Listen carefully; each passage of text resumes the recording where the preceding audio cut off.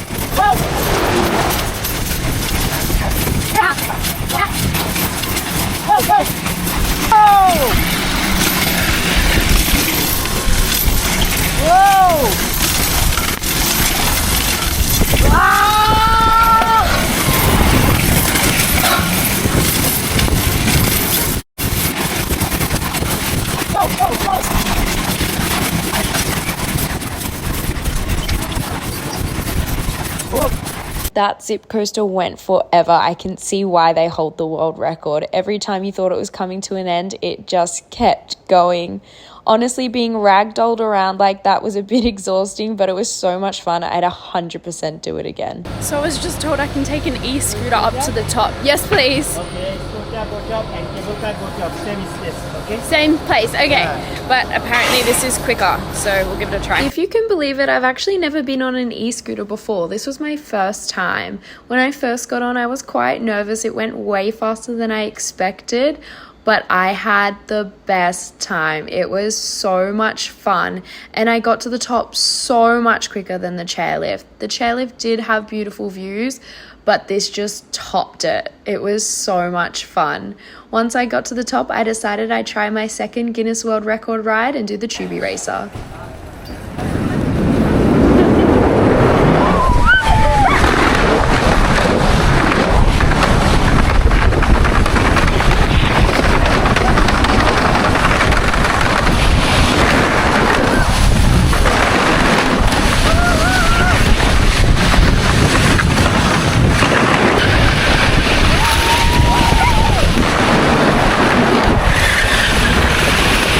The next ride I decided to try was this slingshot one.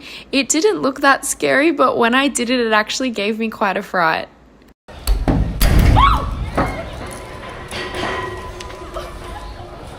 Next was some acrobatics. This was like a little practice one to test if you would be good enough to go and do the real deal where someone actually catches you.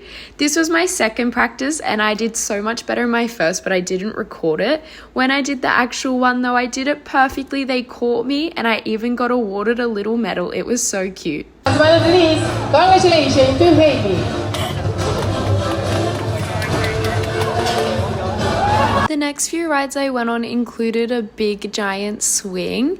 This one was for 4 people and lucky a group of girls agreed to go on a second time to fit me on because there just wasn't anyone to go on with me. I did have to wait a really long time though.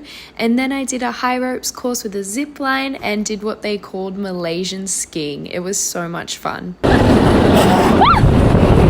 So I was meant to spend half my time in the adventure park and half in the water park. I have spent 5 hours in the adventure park, so I better go get some time on these water slides.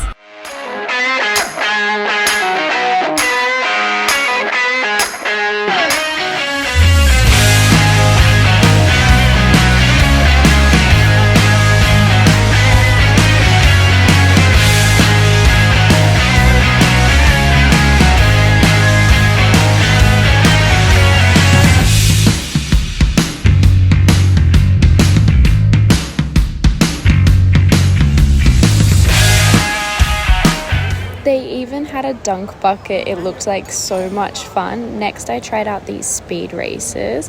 I don't know about any other countries, but I know in Australia they don't have that tipping mechanism at the top, which made it go a lot quicker. It was really cool. It was now time to try out the world's largest tipping bucket. We were given a lot of safety instructions and had to hold on to this rope and were told, if you're not fit enough, please leave. It was making me a bit nervous.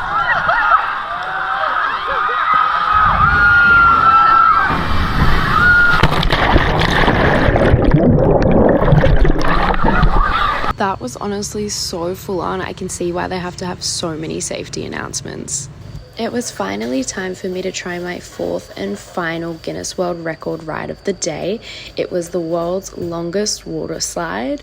It took a bit of effort to get on at the start. I was told I wasn't allowed to go on alone because I wouldn't be heavy enough and that it would take 10 minutes to get down. I thought that was a bit of an exaggeration, so I tried my best, but they kept saying, no, you need to find someone to go on with, but I kept explaining, no one will go on with me. I don't know anyone here.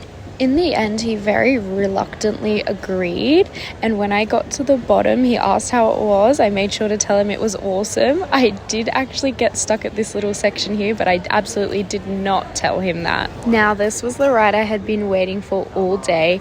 It only opens for certain hours of the day, but this is what it looks like. He wouldn't let me take my camera down, which was such a shame. It was so scary, but honestly, so much fun.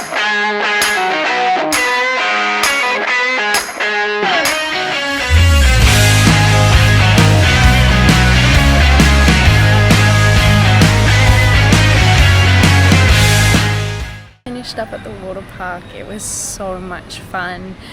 I'm going to go into town to get some dinner and hopefully look at the street art. The only thing is I was going to get the bus, but it's going to be like an hour 50 minutes, otherwise it's a 46-minute drive, so I've just booked a taxi because stuff that. So I'm not proud of it, but I'm man enough to admit it. I left one of my bags yesterday at the art gallery where I wrote the letter to my future self.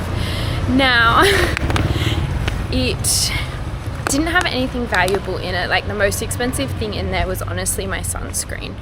So I wasn't super worried about it, but I really wanted the bag because it was a souvenir bag that I bought yesterday, so I only just got it.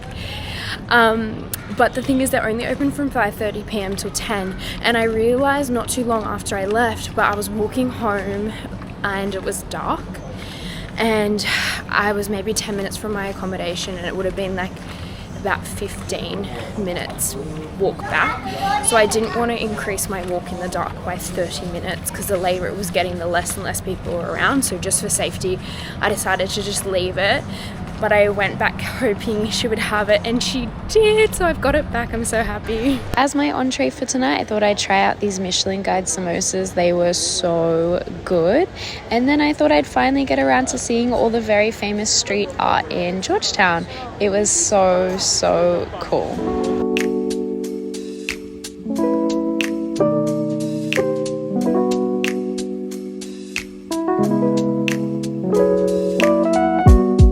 Now time for my main meal. I went to Texan restaurant. It is a Michelin guide Chinese restaurant and it always has such a long queue.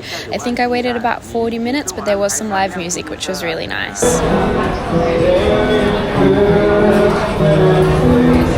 I finally made it to the front of the queue. I ordered a super popular tofu dish and a twice cooked pork in some homemade sauce. It was absolutely beautiful. And then for dessert, I couldn't help but stop at cookie crumbs. The cookie was delicious. Thanks so much for watching. Make sure you come back to see what I get up to tomorrow.